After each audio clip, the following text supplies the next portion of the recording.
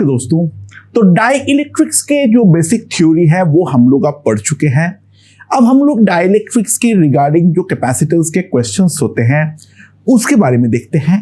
देखो, die electrics के questions को सॉल्व करने के लिए हमें कोई ज्यादा चीजों की जरूरत नहीं पड़ती है। जो अभी हमने थ्योरी में पढ़े हैं वो हमारा केवल और केवल थ्योरेटिकल अंडरस्टैंडिंग के लिए इंपॉर्टेंट है। बाकी डाइलेक्ट्रिक के क्वेश्चन सॉल्विंग किस तरीके से होता है उसके बारे में अभी हम देखने वाले हैं। The question solving is completely different, ठीक है, from what we have done in the theory part right now. हाँ, बट थ्योरी पार्ट करना जरूरी है क्योंकि वहां से डायरेक्ट क्वेश्चंस जो है उसका सामना हमें करना पड़ सकता है, ठीक है। So let's move on to the problem solving. And सबसे पहले हम ये देखेंगे जो डाई इलेक्ट्रिक स्लैब्स डालने पर हमारा कैपेसिटर में क्या फर्क जो है वो हमारा पड़ता है, ठीक है, राइट। तो हमारे पास एक पैरेलल प्लेट कैपेसिटर है जिसका एरिया है A और दोनों प्लेट के बीच का डिस्टेंस है small d। d is very small. अब मैं उसके पूरे के अंदर अगर मैं एक शीट को इंसर्ट कर दिया तो इन दैट केस हमारा सवाल यह है जो नया कैपेसिटेंस कितना होगा, ठीक है, राइट। तो हम किस तरीके से करने वाले हैं, तो मान लो मैंने दोनों प्लेट पर जो है वो चार्ज दे दिया प्लस क्यू और माइनस क्यू। ये वाले प्लेट पे चार्ज दे दिया प्लस क्यू और माइनस क्यू। तो obviously in the presence of dielectric हमारा जो नेट इलेक्ट्रिक फील्ड होगा वो नेट इलेक्ट्रिक फील्ड में बदलाव होगा। और अब जो मेरा नया इलेक्ट्रिक फील्ड होगा ई नेट,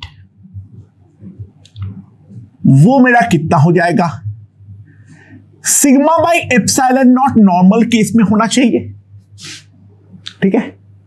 बट डाइलेक्ट्रिक जो है वो अंदर का नेट इलेक्ट्रिक फील्ड को के टाइम से कम कर देता है, तो अंदर का जो नेट इलेक्ट्रिक फील्ड होगा that will be sigma by epsilon nought into 1 by के।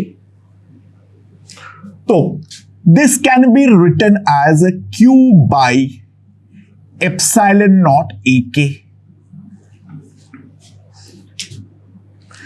ना ये वाले इलेक्ट्रिक फील्ड के अक्रॉस जो हमारा पोटेंशियल डिफरेंस क्रिएट होगा V, that V can be simply written as E net into D, that will be QD by epsilon naught AK. That is what I can write.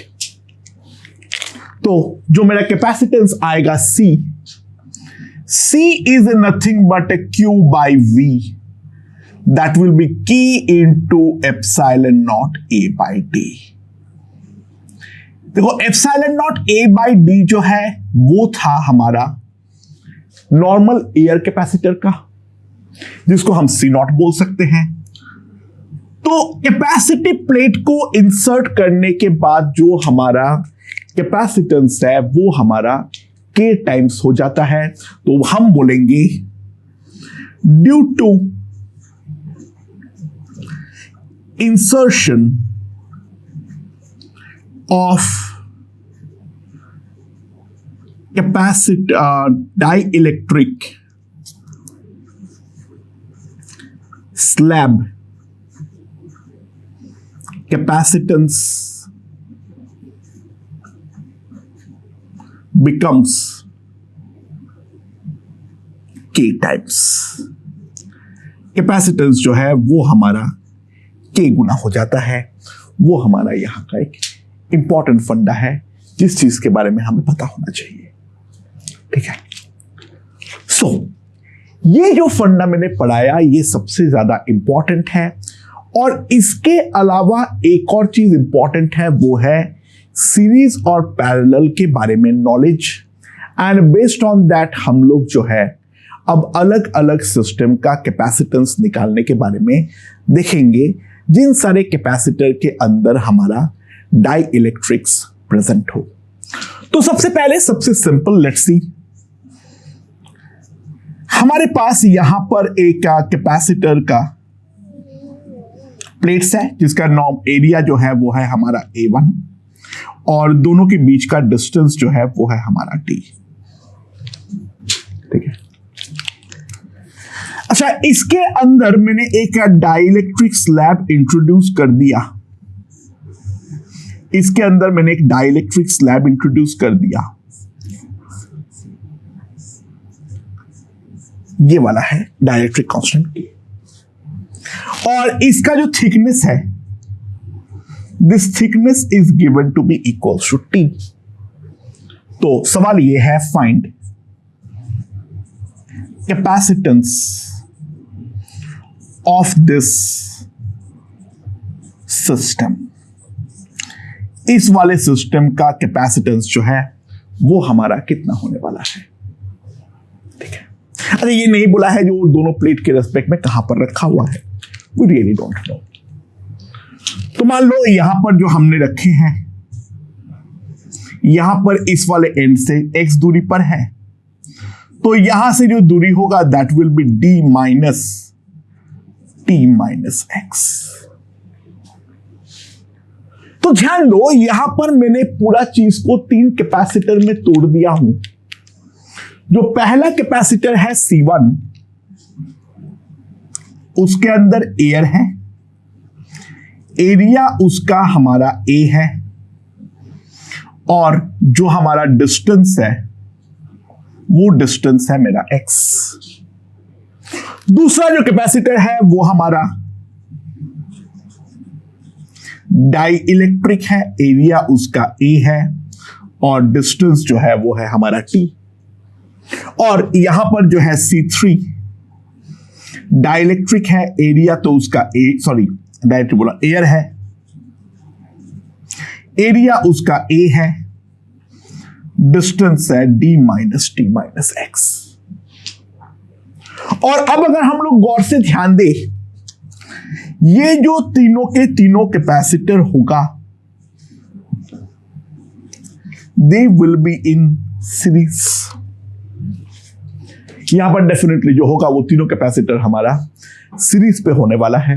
हम सबसे पहले इस बात को रियलाइज करें। और अब अगर मैं C1, C2 और C3 का वैल्यू लिखूं तो C1 कितना आ जाएगा मेरे पास, epsilon not A by x। C2 कितना हो जाएगा, K epsilon not A by t। और C3 मेरे पास हो जाएगा epsilon not A d minus t minus x।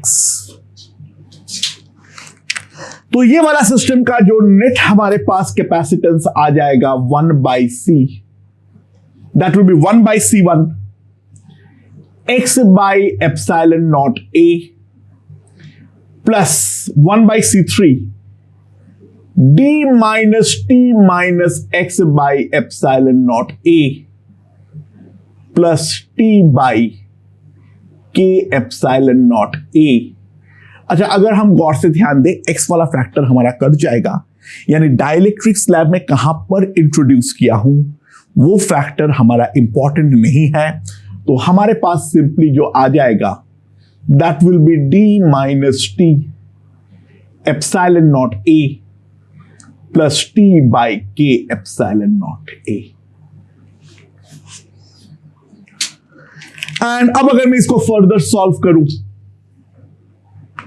तो 1 by c equals to k epsilon not A, ऊपर मेरे पास हो जाएगा t plus k into d minus t। ये हमारे पास आ जाएगा। तो जो हमारे पास नेट कैपेसिटेंस आ जाएगा सिस्टम का C, that will be k into epsilon naught A by kd plus k minus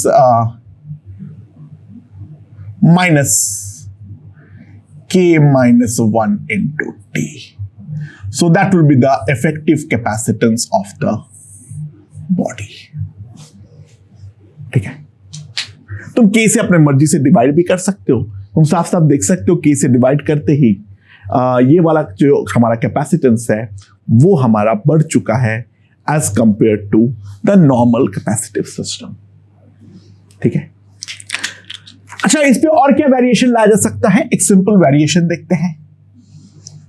simple variation ये है, जो यहां पर मेरे पास दो कैपेसिटिव प्लेट है, दोनों के बीच का डिस्टेंस जो है वो है हमारा टी, वो है हमारा टी। और अब जो है यहां पर मैंने दो डाई इलेक्ट्रिक इंट्रोड्यूस किया, एक ऊपर वाला डाई इलेक्ट्रिक, ठीक है, जिसका डाइलेक्ट्रिक कांस्टेंट जो है दैट इज K1। यहां का जो ऊपर का एरिया है वो है मेरा A1। और सिमिलरली नीचे भी मैंने एक डाइलेक्ट्रिक स्लैब को इंट्रोड्यूस कर दिया हूं, जिसका डाइलेक्ट्रिक कांस्टेंट जो है वो है हमारा K2। और यहां का जो एरिया है वो है हमारा A2। तो find the new capacitance of the system। अच्छा, जो ऊपर वाला कैपेसिटर है वो ऊपर वाला कैपेसिटर का कैपेसिटेंस कितना आ जाएगा? That will be equals to K1 epsilon naught A1 by D। और जो नीचे वाले कैपेसिटर होगा उसका कैपेसिटेंस कितना आ जाएगा? K2 epsilon naught A2 by D. ये हमारे पास आ जाएगा। अब अगर हम लोग ध्यान दें यहां पर, ये जो दोनों के दोनों कैपेसिटर है वो दोनों के दोनों कैपेसिटर हमारा सेम पोटेंशियल डिफरेंस के अक्रॉस है। तो C1 C2 आर इन। देखो ध्यान दो, मेटालिक प्लेट में चाहे कुछ भी हो रहा हो तो बोलोगे सर इलेक्ट्रिक फील्ड में कैसे रहा है? और ऑब्वियसली बात है, जो सरफेस चार्ज डेंसिटी होगा इफेक्टिव सिग्मा, ठीक है, वो सिग्मा तो हमारा डेफिनेटली डिफरेंट होगा दोनों में। इलेक्ट्रिक फील्ड अपने आप को इस तरीके से एडजस्ट करेगा, ठीक है, सॉरी सिग्मा इस तरीके से एडजस्ट करेगा जो कि इलेक्ट्रिक फील्ड दोनों के अंदर नेट जो है वो हमारा सेम हो जाए। तो वो हमारा हेडेक नहीं है, बट मेन बात ये है इन दोनों के अक्रॉस पोटेंशियल डिफरेंस जो होगा वो तो हमारा डेफिनेटली सेम होगा। तो C1 C2 are in parallel, तो जो C आएगा that will B C1 plus C2, यानी epsilon not by D K1 A1 plus K2 A2। So that is the capacitance of the parallel plate capacitor। थोड़ा सा complication लाते हैं, let's see क्या लाए हैं यहां पर। यहां पर हमारे पास दो कैपेसिटर है, दो प्लेट्स है, और इन दोनों प्लेट के बीच का जो टोटल डिस्टेंस है वो है मेरा, चलो D। वो देने की भी जरूरत नहीं है, खैर रुक जाओ, मैं जैसे मैं सिस्टम बना रहा हूं वो देख लो। यहां पर ऊपर एक कैपेसिटिव प्लेट है पूरे में, यह है K1 और यहां का एरिया है A1। और जो नीचे का है वो नीचे में हमारे पास दो इस तरीके से कैपेसिटिव प्लेट्स है। क्या है यहां पर है हमारा K2, ये वाला एरिया है A2, ये डिस्टेंस जो है वो है मेरा D2, और यहां पर जो है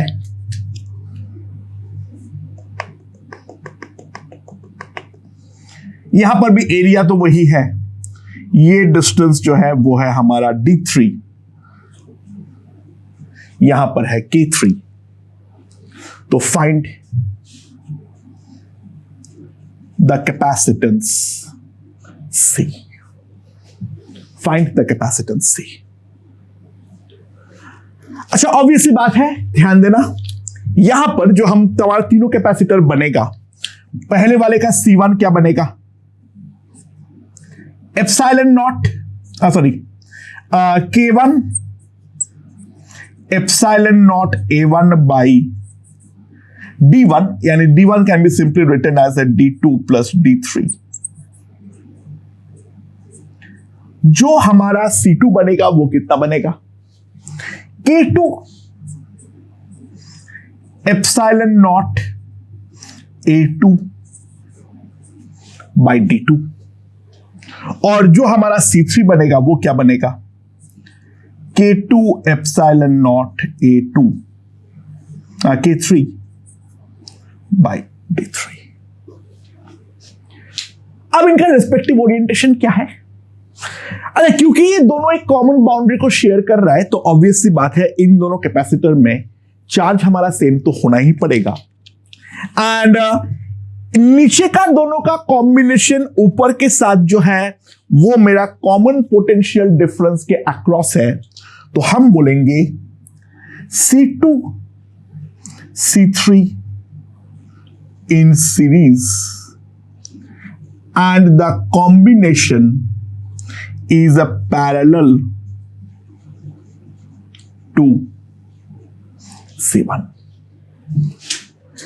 and the combination is parallel to C1, तो हमारे पास जो नेट C इक्विवेलेंट आ जाएगा that will be C1 plus C2 C3 divided by C2 plus C3। इनके आप वैल्यूज पुट कर दोगे तो उसके अकॉर्डिंग आंसर आ जाएगा, मैं उसको करने का दिमाग नहीं लगा रहा हूं। बाकी यहां पर जो हमारा कैपेसिटेंस C आएगा पूरा सिस्टम का वो हम इस तरीके से यहां पर आसानी से निकाल सकते हैं। Let's make the thing a bit more complicated. यहां पर अक्सर स्टूडेंट से ब्लंडर हो जाता है। यहां पर हमारे पास दो प्लेट्स है इस तरीके से, ठीक है, और हमारे पास यहां पर चार कैपेसिटिव प्लेट्स है लाइक दिस। हमारे पास चार कैपेसिटिव प्लेट्स है, ऊपर का दोनों का एरिया है A1, नीचे का दोनों का एरिया है A2, ठीक है। यहां का जो डाइलेक्ट्रिक कांस्टेंट है वो है मेरा K1, इसका है K2, इसका है K3, इसका है K4, ये डिस्टेंस है D1, ये डिस्टेंस है D2, ठीक है। चलो सबसे पहले जो चार इंडिविजुअल कैपेसिटर्स है उनके बारे में एक बात देखते हैं। तो C1 जो होगा that will be equals to K1 epsilon not A1 by D1। C2 जो होगा that will be K2 epsilon not A1 by D2। C3 जो होगा that will be K3 epsilon naught A2 by D1 and C4 will be K4 epsilon naught A2 by D2।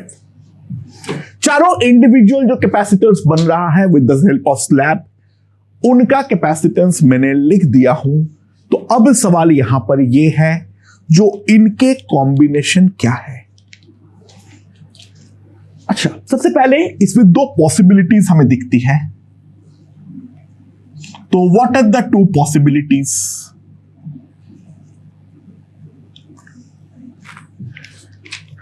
सबसे पहला C1 C2 series, ये दोनों आपस में series में है।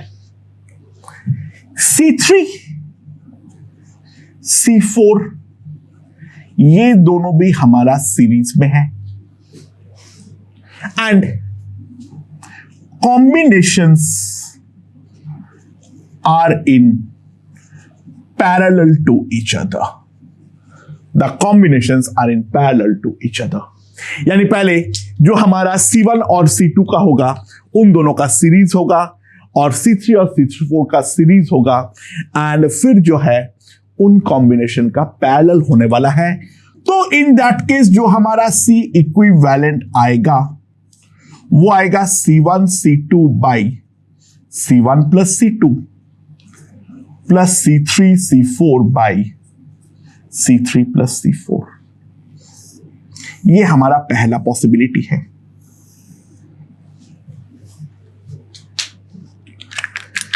नाउ जो दूसरा पॉसिबिलिटी है जिसके बारे में हम देख सकते हैं, अच्छा अल्टीमेटली C1 K1 और K3 वाला जो दोनों डाइलेक्ट्रिक है वो दोनों हमारा कॉमन जो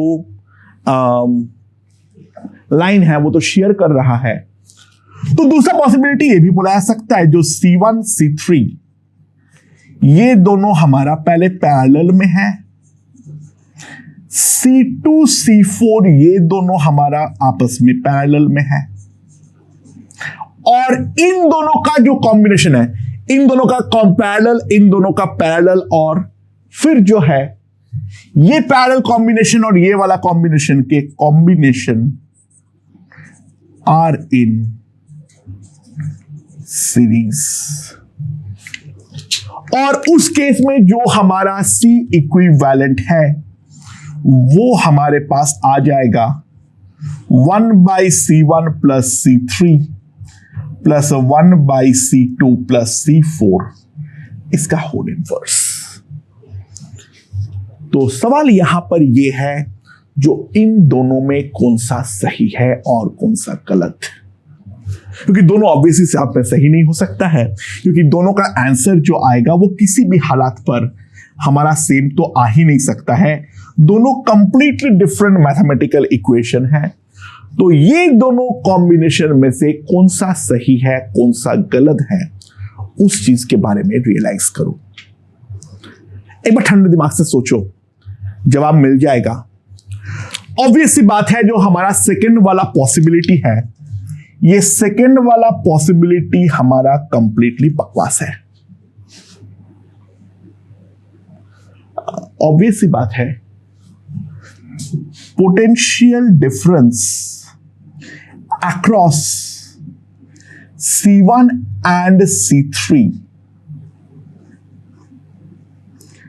can never be same।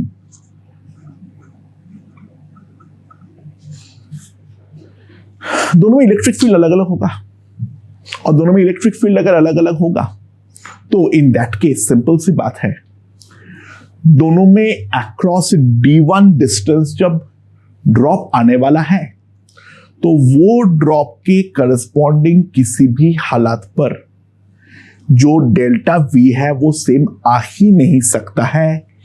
Basically ध्यान दो, जो ये वाले पे और ये वाले पार्ट पे सरफेस चार्ज डेंसिटी हमारा डिफरेंट है, सरफेस चार्ज डेंसिटी हमारा डिफरेंट है।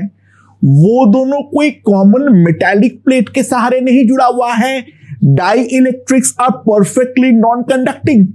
देखो यहां पर डेंसिटी डिफरेंट है, उस बात से कोई फर्क नहीं पड़ता है, पोटेंशियल सेम होगा क्योंकि वो तो हमारा मेटालिक प्लेट्स है, लेकिन यहां पर कोई मेटालिक प्लेट नहीं है। Dielectrics are perfectly non conducting in nature, ठीक है। तो dielectrics non conducting nature होने के कारण ऑब्वियस सी बात है यहां का दोनों कैपेसिटर को हम पैरेलल में कंसीडर नहीं कर सकते हैं, नहीं कर सकते हैं, नहीं कर सकते हैं। हां, ये दोनों कॉमन बाउंड्री शेयर करता है तो चार्ज सेम होगा, तो C1 C2 सीरीज पे है, ठीक है। एंड नीचे का जो कॉम्बिनेशन है C3 C4 भी सीरीज पे है, और दोनों दो मेटालिक प्लेट सेम के थ्रू जुड़ा हुआ है, तो चाहे कुछ भी हो रहा हो उन दोनों कॉम्बिनेशंस के अक्रॉस जो पोटेंशियल डिफरेंस होगा वो तो हमारा फिक्स्ड ही होने वाला है। तो ये गलती मत कमिट करना। यहां पर यही वाला पॉसिबिलिटी सही है, यहां पर बाउंड्री जो है वो नॉन कंडक्टिंग नेचर का है, वहां पर तुम अपने मर्जी से मेटालिक प्लेट नहीं मान सकते हो। C1 and C3 are not in parallel, C2 and C4 are not in parallel, so this possibility is wrong। हमें पहले जो है वो यहां पर सीरीज ही देखना पड़ेगा एंड उसके बाद पैरेलल ही देखना पड़ेगा, and that leads us to a interesting case. Basically इस प्रोफाइल का लास्ट क्वेश्चन है जो मान लो अगर हम थोड़ा सा अब बदलाव करते हैं, यहां पर जो हमारे प्लेट्स है, यहां पर ये वाले प्लेट पे पहले एक D1 डिस्टेंस पे पहला डाइलेक्ट्रिक स्लैब है ऑफ डाइलेक्ट्रिक कांस्टेंट K1, और यहां पर फिर दो डाइलेक्ट्रिक स्लैब है, यहां पर है हमारा K2 और यहां पर है K3, डिस्टेंस है D2, एरिया A2 है और यहां का एरिया A3 है। So now we have to realise जो कॉमन मिस्टेक होता है वो क्या होता है। मतलब मैं यहां पर एक चीज पहले लिख दूं। सबसे पहले लोग क्या करते हैं, जो K1 epsilon naught A2 plus A3 by D1 लिखते हैं, C2 लिखते हैं K2 epsilon naught A2 by D2, और C3 लिखते हैं K3 epsilon naught A2 by D2। And फिर जो है क्लेम ये रहता है जो C2 and C3 are in parallel. C2 और C3 जो है वो हमारा पैरेलल पे लग चुका है। C1 in series with this combination. C1 is in series with this particular combination. Try to realize this is the common mistake. वो तुम कर ही नहीं सकते हो।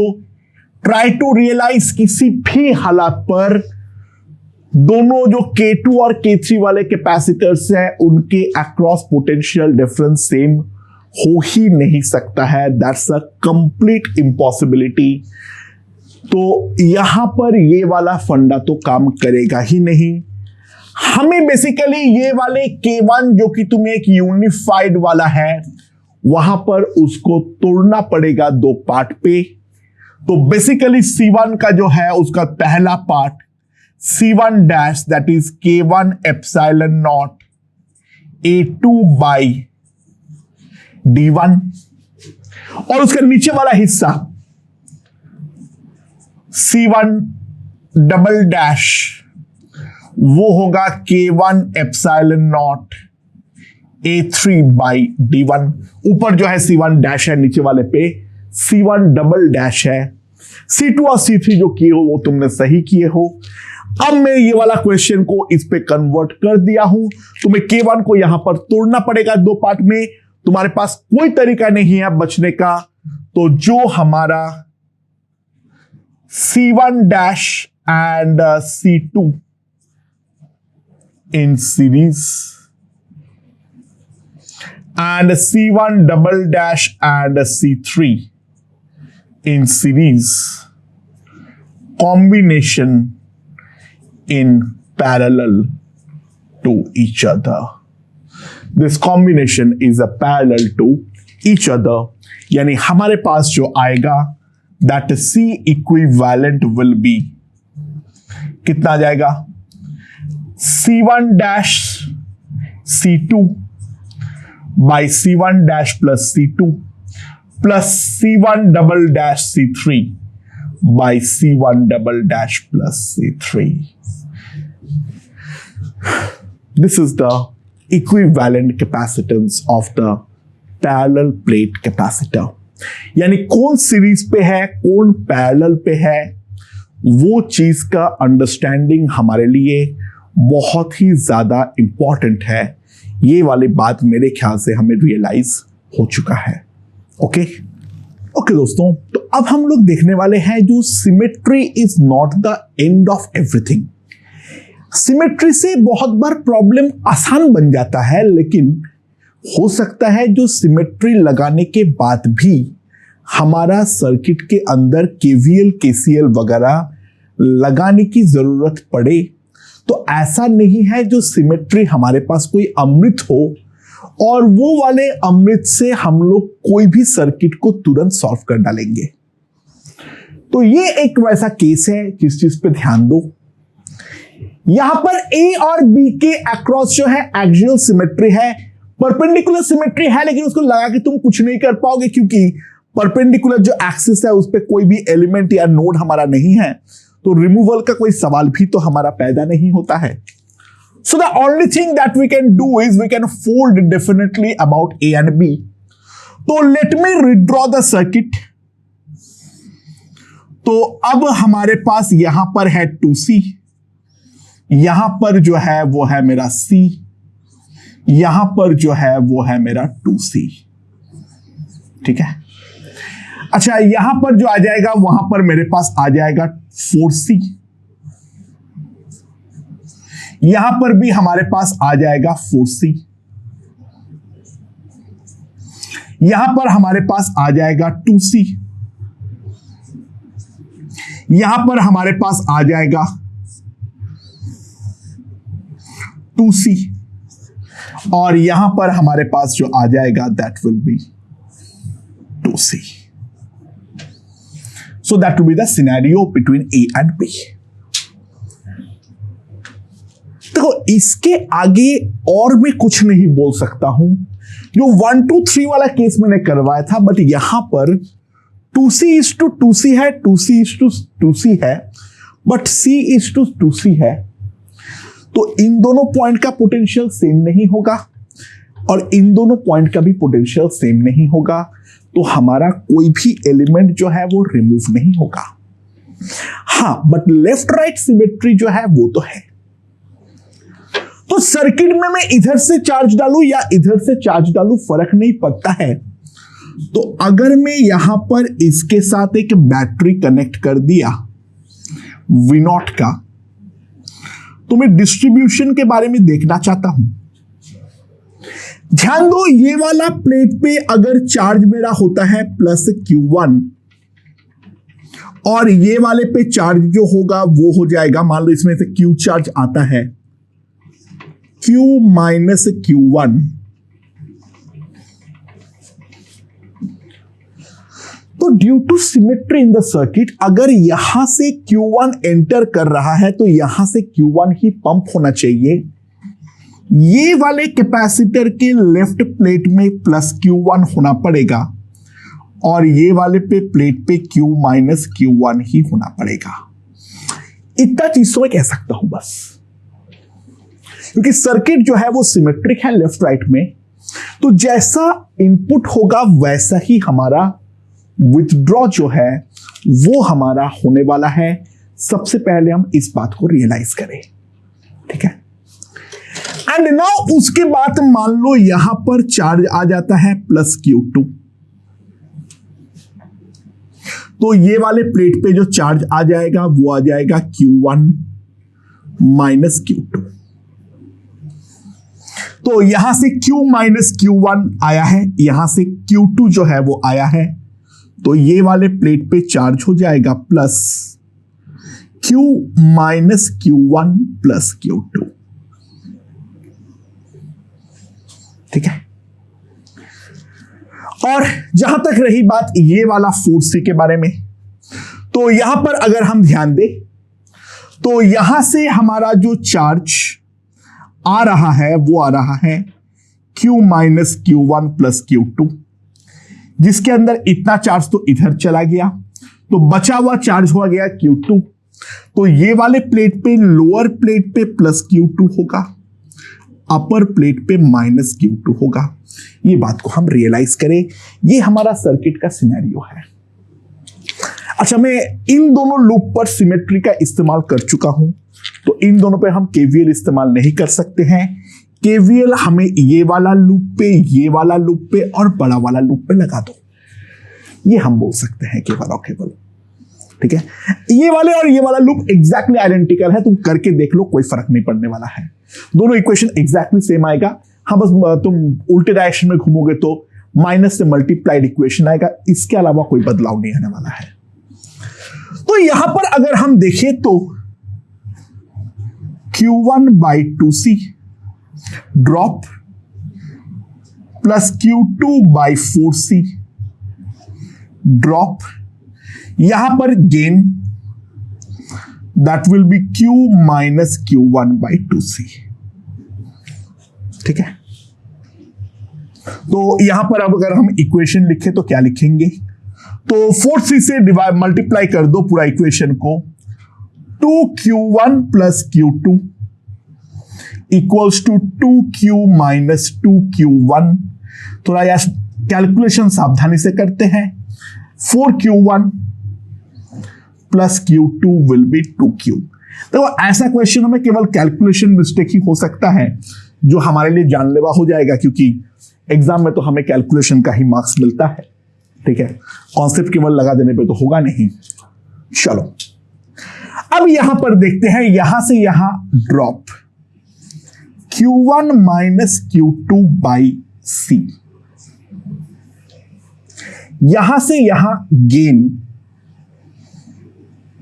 q2 बाई 4c, यहां से यहां गेन, यहां से यहां भी गेन।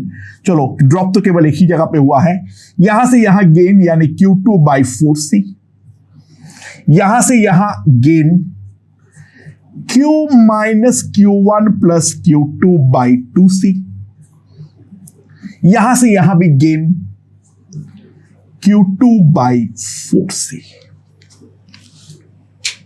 ठीक है, अगर ये दोनों को ऐड कर दो तो सीधा आ जाएगा q2 बाई 2c। ठीक है, उन दोनों को मैंने साथ में ऐड कर दिया।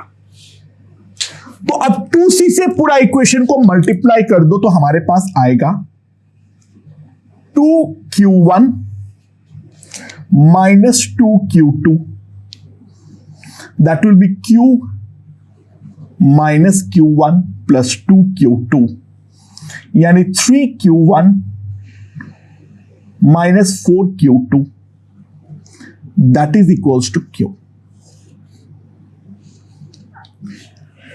लास्ट लूप लगाने के पहले यहां पर थोड़ा सॉल्व कर लेते हैं। इन दोनों इक्वेशन को हमें सॉल्व करना पड़ेगा। तो पहले वाले इक्वेशन को 4 से मल्टीप्लाई कर दो, तो मेरे पास अगर मैं दोनों को ऐड कर देता हूं तो 19q1 हमारे पास ये आ जाएगा, जो 19q1, ठीक है, दैट इज इक्वल्स टू हमारे पास आ जाएगा 4 to the 8 and 8 plus 9q, यानी q1 will be 9q by 19। ये मेरे पास q1 का वैल्यू हो जाएगा। ठीक है,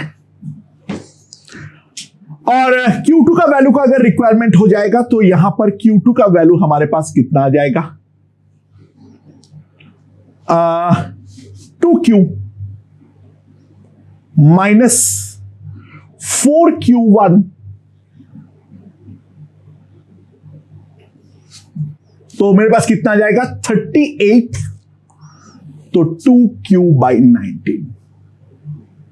तो अगर जरूरत पड़ने पे हम q2 भी लिख सकते हैं। q2 हमारे पास आ जाएगा 2q बाई 19। तो मेरे पास q1 और q2 का वैल्यू जो है इन टर्म्स ऑफ q आ चुका है। अब लास्ट लूप पे देख लो, ड्रॉप ड्रॉप ड्रॉप, तो मैं क्या लिख सकता हूं, q1 by 2c plus q1 by 2c plus q1 minus q2 by c, that is equals to v0। यानी मेरे पास आ जाएगा, ये तो q1 बाई c ही हो जाएगा, 2q1 minus q2 is equals to cv0। ये हमारे पास आ जाएगा। एंड नाउ सिंपली अब हम पुट कर देंगे q1 और q2 का वैल्यू, तो 18q by 19 minus 2q by 19, that is equals to cv0। तो q मेरे पास आ जाएगा 19c बाई 16 इंटू v0। ठीक है, सही है, हाँ सही है। तो C equivalent is nothing Q by v0, तो C इक्विवेलेंट हमारे पास आ जाएगा 19c बाई 16। तो दोस्तों एक बात इंपॉर्टेंट तरीके से ध्यान दो, हाँ सिमेट्री ऑब्वियसली गेम को हमारे लिए बहुत आसान कर दिया, क्योंकि वो जो हमारा नॉलेज था, जो चार्ज का डिस्ट्रीब्यूशन हमने किए, नंबर ऑफ वेरिएबल्स को हम ड्रास्टिकली रिड्यूस कर चुके हैं। लेकिन सिमेट्री होने के बाद भी मैं बार बार जो रियलाइज करवाना चाह रहा हूं, जो सिमेट्री कोई अमृत नहीं है। हो सकता है उसके बाद भी हमें फर्दर सर्किट एनालिसिस की जरूरत पड़े। केवीएल केसीएल सिमेट्री करने के बाद ऑब्सोलेट नहीं बन गया है। रिवर्स व्हिस्टन ब्रिज भी एक टाइप का सिमेट्री है, बट उसके बाद भी हमें केवीएल केसीएल अप्लाई करना ही पड़ेगा। सर्किट का एनालिसिस थोड़ा सा वो आसान कर देता है। वो जो बात है उसको हम सबसे पहले रियलाइज करें, राइट? ओके, यहां पर अब इस सर्किट में एक्स और वाई के बीच में हमें इक्विवेलेंट कैपेसिटेंस निकालना है। सर्किट में जितना भी कैपेसिटेंस दिख रहा है उन सबका कैपेसिटेंस हमारा सी है। तो किस तरीके से प्रोसीड करेंगे सबसे पहले समझो। अच्छा, before we proceed any further, ध्यान देना, यहां पर पॉइंट अगर ए होता है और यहां पर अगर पॉइंट बी होता है, उन दोनों पॉइंट का पोटेंशियल हमारा डेफिनेटली सेम है। अच्छा, एक्स के रेस्पेक्ट में इक्विडिस्टेंट और वाई के रेस्पेक्ट में इक्विडिस्टेंट, ये दोनों पॉइंट भी डेफिनेटली सेम है, यानी सी डी सेम होगा, ई एफ इक्वल होगा। तो सबसे पहले तो मेरा दो कैपेसिटर कम हो जाएगा। सी और डी के बीच में जो कैपेसिटर लगा हुआ है वो हमारा बेकार है, और ई और एफ के बीच में जो कैपेसिटर है वो भी हमारा कंप्लीटली बेकार है। दो कैपेसिटर को तो मैं सबसे पहले रिड्यूस कर चुका हूं। एंड अब जो है ये वाले लाइन के अबाउट एक्चुअल सिमेट्री है। नोड तो हमें कुछ ऐसा दिख नहीं रहा है, तो फोल्डिंग सिमेट्रिक नोड तो हमें कहीं दिख नहीं रहा है राइट नाउ। तो फोल्डिंग जो है वो मैं अप्लाई कर दूं। तो फोल्डिंग अप्लाई करने के बाद क्या आ जाएगा, यहां पर है मेरा x, यहां पर है मेरा y। तो पहले यहां पर जो है मेरे पास x और y के लाइन पे हमारे पास क्या आ जाएगा, ये c के साथ ये c पैरेलल में आएगा। a और b जो है वो तो हमारा एक जगह पर आने वाला है, तो सिंपली यहां पर 2c आएगा और यहां पर हमारे पास 2c आएगा। तो यहां पर हम पॉइंट a को मार्क कर देते हैं, a, b को। तो यहां पर हमारे पास 2c आएगा और यहां पर हमारे पास 2c आएगा। ठीक है। अच्छा, बट c और d भी तो हमारे पास आ जाएगा यहां पर इस पॉइंट पे। नाउ c और d जब ओवरलैप करेगा तो ऑब्वियस सी बात है हमारे पास c और d के बीच में भी एक 2c, यहां से x से c और d के बीच में हमारे पास 2c आएगा।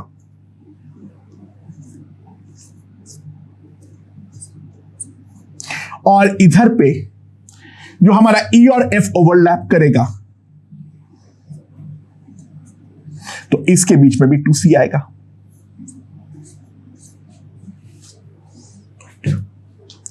अच्छा, a से c अगर हम ध्यान दें, देखो a से x हो चुका है, इधर पे ध्यान दो, वो ऑटोमेटिकली दूसरा वाला आ जाएगा। x से c हमारा हो चुका है, ठीक है। अच्छा, a से c जो हमारे पास हो जाएगा, a से c अगर हम ध्यान दें तो एक कैपेसिटर हमारे पास इस तरीके से है। तो यहां पर हमारे पास जो आ जाएगा, यहां पर हमारे पास 2c है और यहां पर भी हमारे पास 2c है, ठीक है। a से e का ये वाला ये चला गया, ये चला गया। अब c से e में हमारे पास वापस एक 2c आने वाला है। So that is the equivalent circuit diagram. And now अब अगर हम लोग ध्यान दें एक चीज, सर्किट को इस तरीके से विड्रॉ करने पर हमें एक एडिशनल एक्सियल सिमेट्री दिख गया है, जो उस तरीके से ड्रॉ करने के कारण दिख नहीं रहा था। ये वाला नोड हमारा डेफिनेटली ओपन होने वाला है। Now it's pretty simple and straightforward. To 2C and 2C are in series, so that is C. 2C के साथ parallel, that will be 2C by 3. Now 2C by 3, 2C और 2C by 3, sorry मैं क्या बोल रहा हूं, 2C series, C और 2C parallel 3C, तो 3C 2C का सीरीज, तो C और 3C का सीरीज इफेक्टिवली, तो हमारे पास आ जाएगा 3C by 4. यानी ये वाला लाइन का जो हमारा C1 है वो है मेरा 3C by 4, ऊपर का लाइन का C2 जो है वो हमारा C है, तो C इक्विवेलेंट जो आएगा that will simply come out to be 7C by 4. Circuit का ड्रॉ करने पर हमें एडिशनल यहां पर एक एक्सियल सिमेट्री जिस कारण पे हमने वो नोड को खोले थे वो सर्किट हमें वापस दिख गया है. तो यहां पर हम डायग्राम को वापस सिंप्लीफाई कर लिए हैं और C इक्विवेलेंट हमारा आ चुका है, राइट. ओके दोस्तों, यहां पर हमें इस सर्किट का C इक्विवेलेंट जो है वो हमें निकालना है. क्या क्या सिमेट्री देख पा रहे हो? सबसे पहले एक्सियल सिमेट्री है तो सही, नोड्स भी है, बट ये दोनों नोड को हम खोल नहीं सकते हैं क्योंकि हमारा जो सॉरी मैंने एक चीज गड़बड़ कर दिया हूं, एक कैपेसिटर में ड्रॉ करना भूल गया, सॉरी. हाँ ठीक है, और एक है सिमेट्री वरना कहा था. यहां पर हम लोग साफ साफ देख सकते हैं जो हमारा ये जो कैपेसिटर है इस पे एक्सियल सिमेट्री है और परपेंडिकुलर सिमेट्री भी है, बट परपेंडिकुलर सिमेट्री में हमें कुछ खास फायदा नहीं मिल रहा है क्योंकि कोई भी नोड का ओपनिंग राइट नाउ तो हमें नजर नहीं आ रहा है, और ये वाला नोड का ओपनिंग जो है वो भी हमारा नहीं हो पाएगा. The reason is pretty simple and straightforward. वहां पर हमारा एंट्री और एग्जिट के रेस्पेक्ट में सिमेट्रिक जो है वो नहीं है, बट दो नोड खुल रहा है, वो है ये ऊपर वाला और ये जो है वो नीचे वाला. क्यों सर, क्यों खुलेगा? गौर से ध्यान दो, यहां से लेफ्ट से Q एंटर करेगा तो यहां पर अगर Q1 जा रहा है तो राइट से Q एंटर करने पर यहां पर Q1 जाएगा, तो Q1 पुश पे यहां पर Q1 अगर जा रहा है तो Q1 ही पुल होना पड़ेगा. ऊपर का लाइन का चार्ज ऊपर रहेगा और जो यहां से जा रहा है वो हमारा नीचे ही रहेगा. यानी ये वाला नोड और ये वाला नोड, इन दोनों नोड का ओपनिंग जो है वो हमारा संभव है. तो सबसे पहले तो हम ये कर दे और ये करने के बाद जो है वो A और B पे हम फोल्डिंग लगा दे, तो हमारे पास जो आ जाएगा, बाय द वे एक बार थोड़ा सा सिंप्लीफाई कर लेता हूं, यहां पर हो जाएगा C कितना हो जाएगा मेरे पास C by 2, C by 2 के साथ C पैरेलल तो 3C by 2 और सॉरी C by 2 और C ये तीनों पैरेलल, तो हमारे पास कितना हो जाएगा 2C. तो ये वाला लाइन जो होगा वो मेरा 2C का है. तो जो हमारा पहला इक्विवेलेंट सर्किट बन रहा है वो बन रहा है यहां पर C, यहां से हमारा A जा रहा है, यहां पर हमारा C है, यहां पर हमारा 2C है, यहां पर हमारा C है. This is the point B. अच्छा, ऊपर का लाइन जो है यहां पर C by 2 और साथ में C का पैरेलल, यानी ये वाला लाइन मेरा 3C by 2 का बन जाएगा. थोड़ा सा सिंप्लीफाई कर ले रहा हूं, और ये वाला लाइन मेरा 3C by 2 का बन जाएगा. ठीक है, एंड उसके बाद यहां पर अगर हम देखें, ये हमारा कोई भी अनडिस्टर्ब रहेगा, C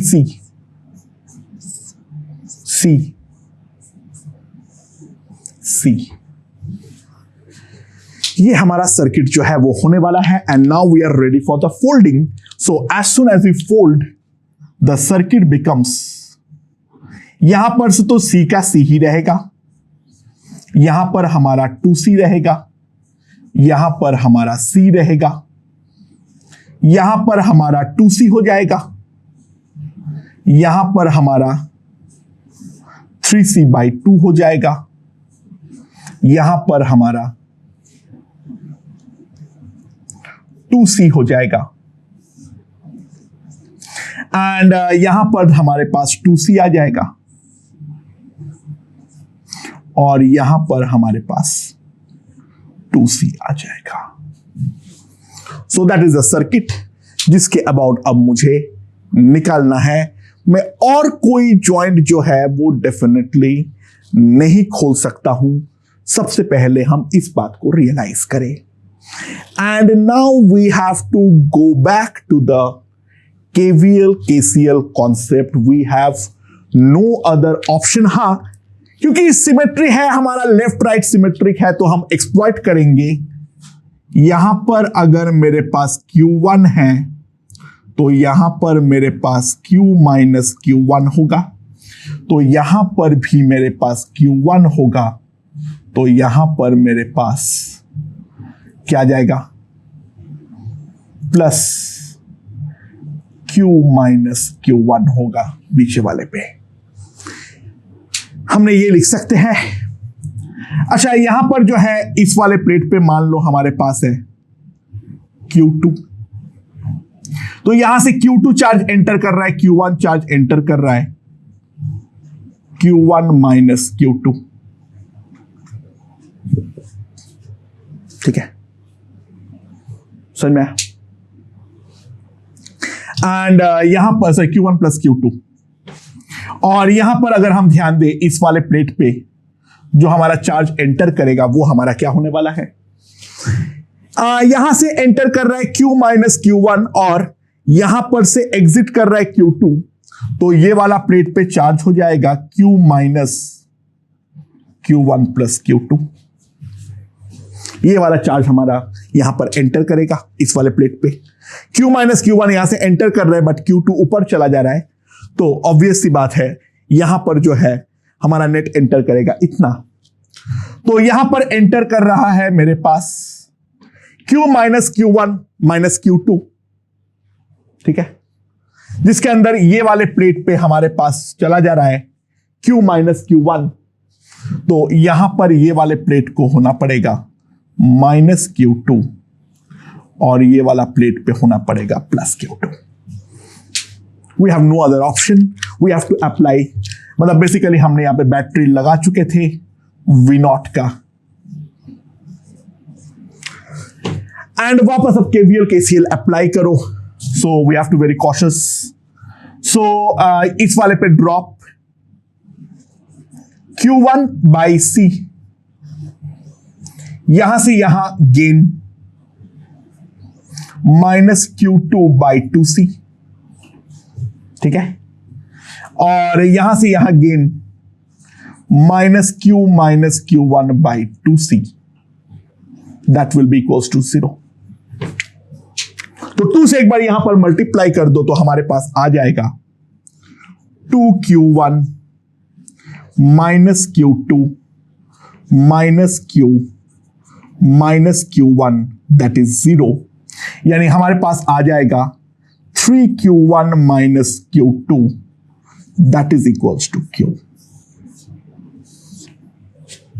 ये वाले पे करके तुम कुछ नहीं उखाड़ोगे, अब यह वाला उखाड़ो, ठीक है। यहां से यहां ड्रॉप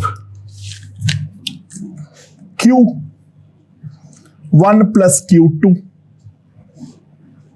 बाई 2C, यहां से यहां drop plus Q2 by 2C, यहां से यहां गेन, वो तो बाद में लिखेंगे। यहां से यहां ड्रॉप, तो इफेक्टिवली हो गया Q2 by C, that will be Q minus Q1 plus Q2 divided by 3C by 2। तो यहां पर हमारे पास आ जाएगा C तो कट हो गया, तो 6 से पूरा मल्टीप्लाई कर दो, 6 से पूरा मल्टीप्लाई कर दो तो 3Q1 plus 3Q2 plus 6Q2, that will be 4Q minus 4Q1 minus 4Q2, तो 7Q1 plus 9 13Q2, that is equals to 4Q। ये हमारे पास दूसरा इक्वेशन आ जाएगा। एंड इन दोनों को अगर मैं सॉल्व करना चाहता हूं तो यहां पर पहले वाले इक्वेशन को 13 से मल्टीप्लाई करो। अगर मैं 13 से मल्टीप्लाई करता हूं तो मोस्ट प्रोबेबली कैलकुलेशन सही है, पर प्लीज चेक कर लेना, ठीक है ना। और भाई कैलकुलेशन में मिस्टेक होगा और कहीं पर होगा नहीं। तो यहां पर हमारे पास हो जाएगा 13 into 3, that will B 39 plus 7 46। So 46Q1 will be equals to 17Q, तो Q1 आ जाएगा 17Q by 46, और Q2 जो हो जाएगा 3Q1 माइनस Q, तो 51 by 46 5Q by 46।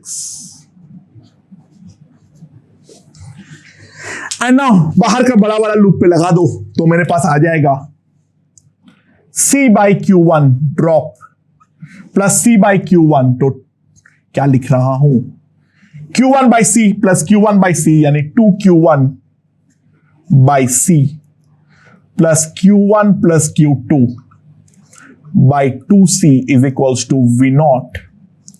तो हमारे पास हो जाएगा 5Q1 plus Q2 2C into V0। तो मेरे पास आ जाएगा 85 by 46 प्लस 5Q2 by 46, ये हमारे पास आ जाएगा 2CV0। तो हमारे पास ये आ जाएगा Q will be equals to 46C by 45 into V0, तो C इक्विवेलेंट आ जाएगा 46C by 45। मोस्ट वाली कैलकुलेशन एक बार चेक कर लेना, यही आने वाला है। बाकी सिमेट्री को इस्तेमाल करने के बाद KVL KCL हमें लगाना पड़ सकता है, यहां पर हम डायरेक्टली कुछ नहीं बोल पाएंगे। ये वाले जो दोनों नोट्स है वो हमारा नहीं हटने वाला है, वो दोनों नोट्स तो रहेंगे ही रहेंगे, केवल हम इतना सिमेट्री का इस्तेमाल यहां पर कर सकते हैं। मेरे ख्याल से ये चीज हमें समझ में आ चुका है। तो with this basic symmetries are done. अब हम लोग थोड़ा इनफाइनाइट सर्किट्स देखेंगे, वहां का सिमेट्री देखेंगे, और लास्ट हम लोग थोड़े 3D फिगर्स देखेंगे, एंड उसी के साथ हमारा सर्किट थ्योरी जो है वो समाप्त हो जाएंगे, राइट।